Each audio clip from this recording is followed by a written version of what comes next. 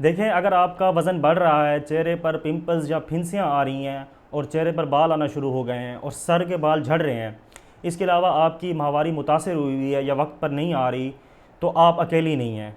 इस रिसर्च के मुताबिक पाकिस्तान में 52% ख़वातीन इस मसले का शिकार हैं। मैं बात कर रहा हूँ PCOS या PCOD की, जिसको पॉलीसिस्टिक ओवरी सिंड्रोम या पॉलीसिस्टिक ओवरी डिजीज़ कहा जाता है।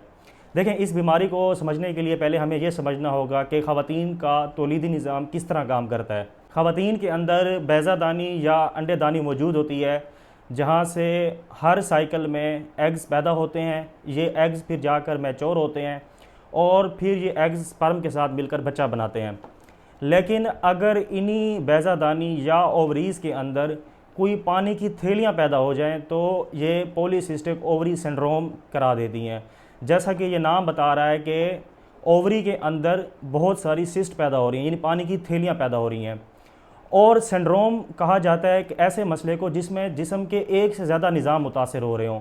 डिज़ीज़ के अंदर तो एक निज़ाम मुतासिर होता है और अगर एक से ज़्यादा निज़ाम मुतासिर हो रहे हैं तो इसको सिंड्रोम कहा जाता है।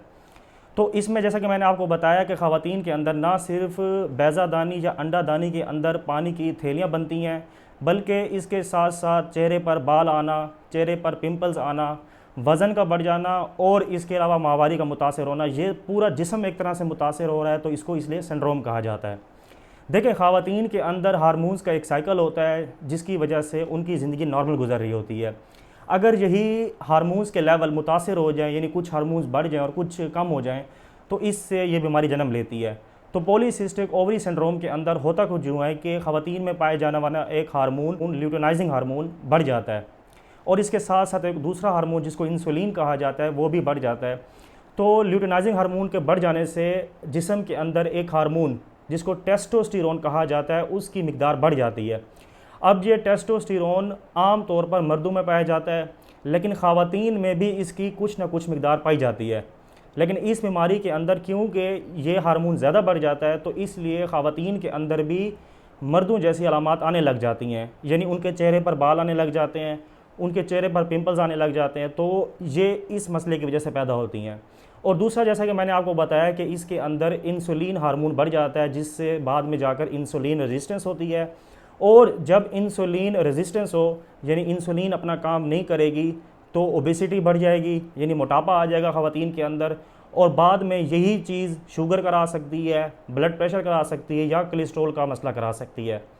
अब जैसे कि मैंने आपको ये बता दिया कि बीमारी किस तरह जन्म लेती है, तो अगर इसका इलाज करना है तो इसके लिए भी हमें इन्हीं मसलों को हल करना होगा। देखें, PCOS एक ऐसा मसला है जिसका इलाज बग़ैर अद्वियात के लिए 100% मुमकिन है। आप जिस भी गायनेकोलॉजिस्ट के पास जाएं तो वो सबसे पहले मरीज़ को यही कहते हैं कि आप अपनी लाइफस्टाइल मॉडिफिकेशन लाएं, ज़िंदगी में ऐसी तब्दीलियां लाएं कि जिसके ज़रिए आप इन हार्मोन्स के लेवल को कम कर दें। यानी अगर आपके अंदर इंसुलिन का लेवल बढ़ा हुआ है, आपका वज़न बढ़ा हुआ है, तो आपको चाहिए कि आप रोज़ाना एक्सरसाइज करें। इसके लिए आप अगर कोई ख़ास किस्म की एक्सरसाइज भी नहीं कर सकती तो कम से कम वॉक लाजमी करें। सुबह उठते के साथ 30 मिनट की वॉक करें। इससे आप अपना वज़न भी कंट्रोल कर सकती हैं और अगर आपको इंसुलिन रेजिस्टेंस डेवलप हो रही है तो वो भी कंट्रोल हो जाएगी। नंबर 2, इस PCOS होने की एक बहुत बड़ी वजह स्ट्रेस है। अगर आप स्ट्रेस में हैं तो अब भी आपका हार्मोन्स लेवल चेंज हो सकता है, जिससे आपका ये मसला बढ़ सकता है। तो आपने अपना स्ट्रेस मैनेज करना है। नंबर 3 पर, अगर आपको स्लीप का कोई इशू है, आपको नींद सही नहीं आती या आप सारी रात जागती रहती हैं, तो आपने अपनी नींद बेहतर बनानी है। आपने वक्त पर सोना है, अपनी नींद 8 घंटे कम से कम पूरी रखनी है और सुबह आपके सोने और जागने की एक तरतीब हो, आप उस लिहाज से उठें। नंबर 4 पर, क्योंकि इसमें इंसुलिन रेजिस्टेंस बढ़ी हुई होती है और शुगर होने का इम्कान होता है, तो आपने जो आटा इस्तेमाल करती हैं, अगर आप गंदम का आटा इस्तेमाल कर रही हैं तो आपने उसकी जगह पर मल्टीग्रेन आटा इस्तेमाल करना है। देखिए, मैंने पिछली वीडियोस में भी बताया है कि हर खुराक का एक ग्लाइसीमिक इंडेक्स होता है और जिस खुराक का ग्लाइसीमिक इंडेक्स ज़्यादा हो तो आपने उसको अवॉइड करना है। अगर आपको शुगर है तो आपने गंदम की रोटी और जो अगर आप चावल का इस्तेमाल करती हैं तो इसकी बजाय आपने होल ग्रेन आटे का इस्तेमाल करना है। और इसके अलावा जो भी मीठे मशरूब हैं या मिठाई वगैरह मीठी चीज़ें, आपने उसका इस्तेमाल कम से कम करना है।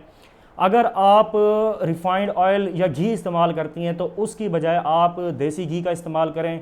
या बेहतर है कि आप एक्स्ट्रा वर्जिन कैनोला ऑयल यानी सरसों का तेल इस्तेमाल करें। तो आप अपनी लाइफ में इस तरह की मॉडिफिकेशंस ला के, यानी अपनी ज़िंदगी में इस तरह की तब्दीलियाँ ला के अपनी PCOS को बहुत हद तक रिवर्स कर सकती हैं। और ये चीज़ रिसर्च से प्रूवन है कि ये एक ऐसी बीमारी है जिसको लाइफस्टाइल मॉडिफिकेशन के साथ ख़त्म किया जा सकता है। इसके अलावा दूसरा तरीका इन बीमारियों को हल करने का मेडिसिन हैं, लेकिन ज़ाहिर है कि कोई भी मेडिसिन लेने से पहले आपको आपके डॉक्टर के पास जाना ज़रूरी है। वो आपकी बीमारी की तशख़ीस करेगा, उसके बाद आपको मेडिसिन प्रेस्क्राइब करेगा।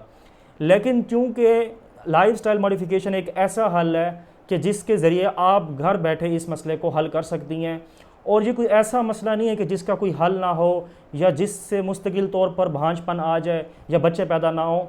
ऐसा कुछ नहीं है, बल्कि ऐसी ख़वातीन भी हैं जिनको PCOS था, उन्होंने अपनी लाइफस्टाइल मॉडिफिकेशन के ज़रिए इसको रिवर्स किया और आम ख़वातीन की तरह अपने बच्चे पैदा किए और हंसी खुशी ज़िंदगी गुजारी। और अगर आपके आसपास में कोई खातून या कोई लड़की कम उम्र की या ज़्यादा उम्र की इस मसले का शिकार है, तो उस तक ये वीडियो लाजमी पहुँचाएँ ताकि वो भी इस मसले से छुटकारा पा सके।